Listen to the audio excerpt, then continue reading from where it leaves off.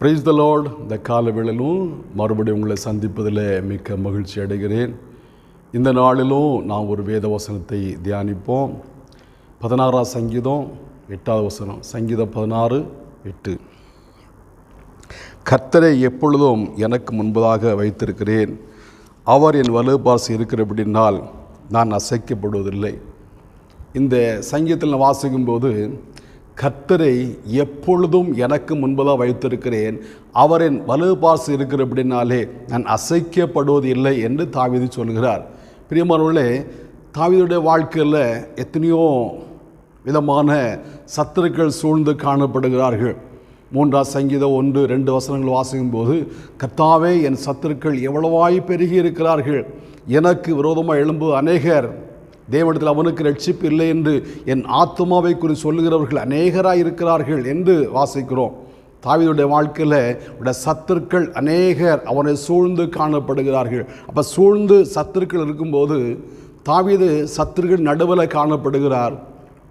இப்போ தாவீது சொல்கிறார், கர்த்தரை எப்பொழுதும் எனக்கு முன்பதாக வைத்திருக்கிறேன், அவரின் வலது பார்சி இருக்கிறார், ஆகினாலே நான் அசைக்கப்படுவதில்லை. பிரியமானவர்களே, தாவீதுடைய வாழ்க்கையில் எத்தனை விதமான நெருக்கங்கள், எத்தனை விதமான சோதனைகள், எத்தனை விதமான சத்துருக்குடைய துரைத்தனங்கள், சத்துருக்குடைய போராட்டங்கள், சத்துருக்கள் படையெடுத்து வருகிறதான அனுபவங்கள்.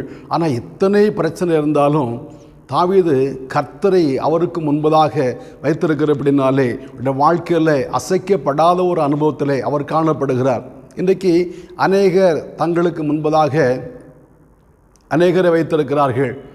அதாவது சிலர் பணத்தை வைத்திருக்கிறார்கள், சிலருக்கு பணபலம் இருக்கிறது, சிலருக்கு படைபலம் இருக்கிறது, சிலருக்கு அரசியல்வாதிகளுடைய பலம் இருக்கிறது. பலவிதமான அவர்களுக்கு சுற்றுச்சூழ சில படைகள், சில பாதுகாப்பு இருக்கிறபடினாலே நான் அசைக்கப்பட மாட்டேன், எனக்கு சொந்த பந்தங்கள் இருக்கிறாங்க, நண்பர்கள் இருக்கிறார்கள், எனக்கு உறவுகள் இருக்குது அப்படின்னு சொல்லி ஒவ்வொருவரும் ஒவ்வொரு விதமான பாதுகாப்பு அரண்களை, வளையங்களை தங்களுக்கு சொல்லுவார்கள். ஆனால் தாவீதுக்கு இவைகள் எல்லாவற்றின் மேல் நம்பிக்கை இல்லை. தாவீதுக்கு பெரிய படை வீரர்கள் உண்டு, யோவாபு போன்றதான பெரிய படை வீரர்கள் உண்டு.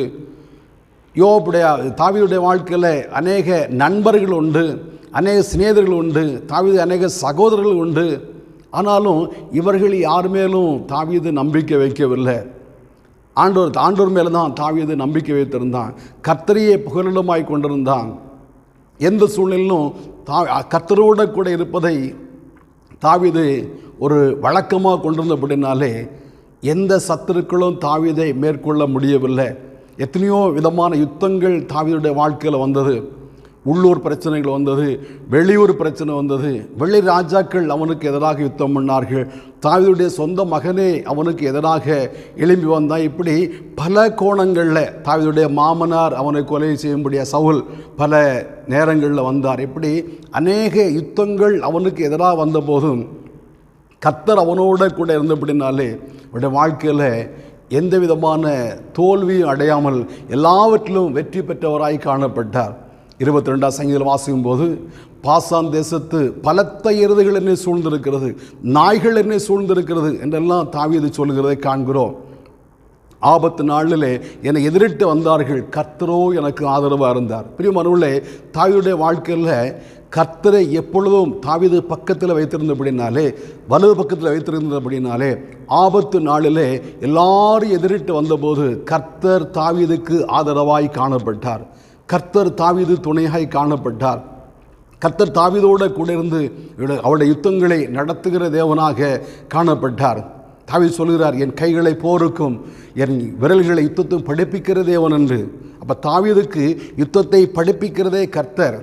அவருடைய விரல்களை அதாவது அந்த யுத்த ஆயுதங்களை பண்ணுவதற்காக பழக்க வைக்கிறது கர்த்தர். அப்போ எல்லா கோணங்களிலும் எல்லா சூழ்நிலையிலும் தாவீது கர்த்தரையே சார்ந்திருந்தபடினாலே தாவீதை கர்த்தர் விடுவித்தார். எல்லா சூழ்நிலையிலும் கர்த்தரோடு கூட இருந்தபடினாலே தாவீதுக்கு எந்த பாதிப்பும் வராதபடிக்கு கர்த்தர் பாதுகாத்தார். என்னை கேட்கிற அருமையான தேவனுடைய பிள்ளைகளே, உங்கள் வாழ்க்கையில் கூட எத்தனையோ பிரச்சனைகள் வந்து கொண்டிருக்கிறது. எத்தனையோ பிரச்சனை நடுவில் நீங்கள் வாழ்ந்து கொண்டு இருக்கிறீங்க. நீங்கள் யாரை சார்ந்திருக்கிறீர்கள்? யாருடைய பக்கம் நீங்கள் இருக்கிறீங்க? யாரை நம்பி இருக்கிறீர்கள்? யாரோட கூட இருக்கிறீர்கள், ஆனால் கர்த்தரோட கூட இருப்பீர்கள்னா கர்த்தர் உங்களை விடுவிக்க வல்லவராய் காணப்படுகிறார். 73ஆம் சங்கீதத்தில் ஆசாப் சொல்லும்போது, ஆனாலும் நான் எப்போதும் உம்மோட கூட இருக்கிறேன், நீருடைய வலகரத்தை பிடித்து தாங்குகிறீர் என்று சொல்லுகிறார். அந்த 73ஆம் சங்கீதம் வாசிக்கும் போது அநேக பிரச்சனைகள் நடுவில் தாவீது இருக்கிற அந்த ஆசாப் இருக்கிற காண்கிறோம். காலைதோறும் நான் நாள்தோறும் வாதிக்கப்படுகிறேன், காலைதோறும் தண்டிக்கப்படுகிறேன் என்று சொல்லி அவர் சில காரியங்களை சொல்லி புலம்புகிறார். ஆனாலும் அந்த ஆசாப் சொல்கிறார், நான் யானாலும் எப்போதும் உம்மோட கூட இருக்கிறேன். ஆண்டவரோட கூட ஆசாப் இருந்தபடினாலே அவர் அவருடைய கரத்தை பிடித்து தாங்குகிறார். நீங்களும் கர்த்தரோட கூட இருப்பீர்களா, உடைய கரத்தை அவர் பிடித்து உங்களை தாங்க வல்லவராய் காணப்படுகிறார். உடைய வாழ்க்கையில் ஆபத்து நெருங்கி வருகிற நேரத்தில், சூழ்நிலைகள் உங்களுக்கு பாதகமாய் காணப்படும் நேரத்தில், உங்களை எதிரிட்டு வரக்கூடியதான பிரச்சனைகள், வியாதிகள், கடன் பாரங்கள், சத்துருக்கள் மாத்திரம் இல்லை, கடன் பாரங்கள், பிரச்சனைகள், விபத்துகள் போன்றவைகள் உங்களை நெருங்கி வருகிற நேரத்தில் கர்த்தரை உங்களுக்கு முன்பதாக வைத்திருப்பீர்களா, அவர் உங்களை விடுவிக்க வல்லவராய் காணப்படுகிறார். உங்களுடைய வலகரத்தை பிடித்து தாங்க வல்லவராய் காணப்படுகிறார். பாருங்க, ஆசாப் சொல்கிறார், ஆண்டவரே, நான் என்னுடைய கரத்தினால் உம்மை பிடித்திருந்தா நான் சில நேரத்தில் விட்டுருவேன். அதனால் நீருடைய கரத்தை பிடித்திருக்கிறீர், உங்களுடைய ஆலோசனை அப்படி நடத்துகிறீர், என்ன முடிவில் மகிமையை ஏற்றுக்கொள்வீர். நான் உம்மோட கூட இருக்கிறபடினாலே உடைய கரத்தை நீர் பிடித்திருக்கிறீர். அருமையான தேவனுடைய பிள்ளைகளே, நீங்கள் கர்த்தரோட கூட இருந்தால் அவர் உங்களுடைய கரத்தை பிடித்து நடத்துவார். தாவீது சாலோமோனுக்கு ஆலோசனை சொல்லும்போது அவர் சொல்லுகிற 1 நாளாக 28ஆம் அதிகாரத்தில், நீ கர்த்தரோடு இருந்தால் அவர் உன்னோட கூட இருப்பார், நீ கர்த்தரை விட்டு விட்டால் அவர் என்றைக்கு உன்னை கைவிடுவார் என்று சொல்கிறார். நீங்கள் கர்த்தரோடு இருந்தால் அவர் எப்போதும் உங்களோட கூட இருப்பார். நீங்கள் அவரை தேடினா அவர் உங்களுக்கு தென்படுவார். நம்முடைய இருதயங்களை அவர் ஆராய்ந்து அறிகிற தேவன். நான் கர்த்தரை தேடும்போது அவர் நம்மோட கூட இருக்கிற தேவன், நம்முடைய எல்லா பிரச்சனைகளுக்கும் விளைவிக்கிற தேவன். 34ஆம் சங்கீதத்தில் தாவீது சொல்கிறாரு, நான் கர்த்தரை தேடினேன், அவர் என்னை எல்லா பயத்துக்கும் நீங்களாக்கி விடுவித்தார். உங்கள் வாழ்க்கையில் கூட உங்களுடைய எல்லா பயத்துக்கும் நீங்களாக்கி விடுவிக்க அவர் வல்லவராய் காணப்படுகிறார். நீங்கள் யாரோட கூட இருக்கிறீங்க? ஆண்டவரோடு இருக்கிறீர்களா, இல்லை நண்பர்களோட கூட இருக்கிறீர்களா, மனிதர்களோட கூட இருக்கிறீர்களா, இல்லை உங்களுடைய சொந்த ஞானத்தை பயன்படுத்தி அந்த பிரச்சனை விடுவிக்க முற்படுகிறீர்களா? ஆண்டவரை தவிர நீங்கள் எங்கே சார்ந்து கொண்டாலும் ஒன்றுமே உங்களை விடுவிக்க அது போதுமானதாக இல்லை. கர்த்தரையே சார்ந்து கொள்ள நீங்கள் ஆண்டவரோடு கூட இருப்பீர்களா, அவங்களை விடுவிக்க வல்லவராக இருக்கிறார். அவரை பார்த்து ஜெபிப்போமா? நல்ல பிதாவே, நன்றியோடு துதிக்கிறோம். இந்த காலவேளையிலும் உங்களுடைய திருமுகத்தை நோக்கி பார்க்கிறோம். தாவீது சொல்கிறார், கர்த்தரை எப்பொழுது எனக்கு முன்பதாக வைத்திருக்கிறேன், அவர் என் வலது பார்சை இருக்கிறபடினா நான் அசைக்கப்படுவதில்லை என்பதாக.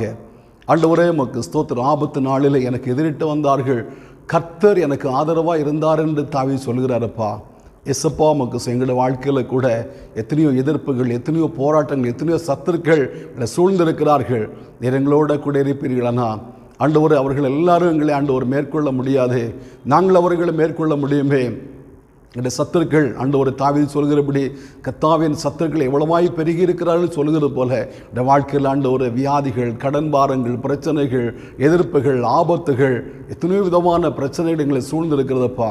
அதை நடுவில் வாழ்ந்து கொண்டு இருக்கிறோம். ஆண்டவரே கர்த்தாவே, உமக்கு ஸ்தோத்திரம். நாங்கள் உண்மையே அடைக்கலமாய் கொண்டு உண்மையுடைய ஆண்டவரை கர்த்தாவே அருகில் வைத்து நோக்க உண்மை நாங்கள் சார்ந்து கொள்ளக்கூடிய கிருபைகளை ஆண்டவர் எங்களுக்கு தர வேண்டும்னு ஜெபிக்கிறோம். இந்த வசனத்தை கேட்ட எல்லா உடைய பிள்ளையுடைய வாழ்க்கையிலும் அந்த அனுபவத்தை தந்து விடுங்க. உடைய நல்ல நாமத்தை மையப்படுத்துங்க. இயேசு மூலம் பிதாவே, ஆமேன், ஆமேன். ஆண்டவர் உம்மை ஆசீர்வதிப்பாராக.